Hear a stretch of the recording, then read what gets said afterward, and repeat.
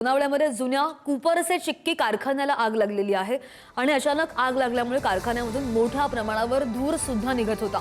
अग्निशमन दलाच्या तत्परतेमुळे परिस्थिती सध्या नियंत्रणात आहे। सुदैवाने कोणतीही जीवितहानी झालेली नाही अशी माहिती। लोणावळ्यामध्ये जुन्या कुपरसे चिक्की कारखान्याला ही आग लागलेली आहे आणि अचानक आग लागली। कारखान्यामधून मोठ्या प्रमाणावर धूर बाहेर पडू लागला। अग्निशमन दलाच्या तत्परतेमुळे परिस्थिती सध्या नियंत्रणात असल्याची प्राथमिक माहिती आहे। मात्र या आगीमध्ये कोणतीही जीवितहानी सुदैवाने नाही।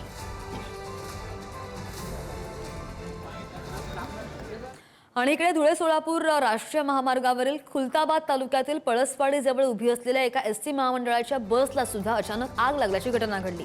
या बसमध्ये एकूण 48 प्रवासी होते। सुदैवाने चालक आणि वाहक यांच्या प्रसंगावधानामुळे सर्व प्रवासी सुखरूप आहेत। या प्रवाशांचा बचाव केला गेलेला आहे। छत्रपती संभाजीनगरमधून आपण ही बातमी पाहतोय। 48 प्रवासी या बसमध्ये होते, मात्र हे सगळे प्रवासी सुखरूप आहेत। चालकाच्या प्रसंगावधानामुळे या प्रवाशांचा जीव वाचलेला आहे। मात्र या बसला कशा प्रकारे आग लागलेली आहे आपण या दृश्यांमध्ये पाहू शकतोय।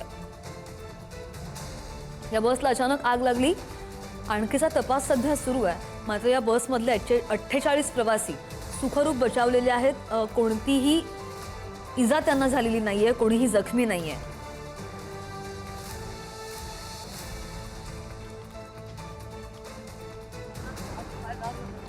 आणि पिंपरी चिंचवडमधील डांगे चौक परिसरामध्ये सुद्धा वीज पुरवठा करणाऱ्या ट्रान्सफॉर्मरला अचानक आग लागल्याची घटना घडली।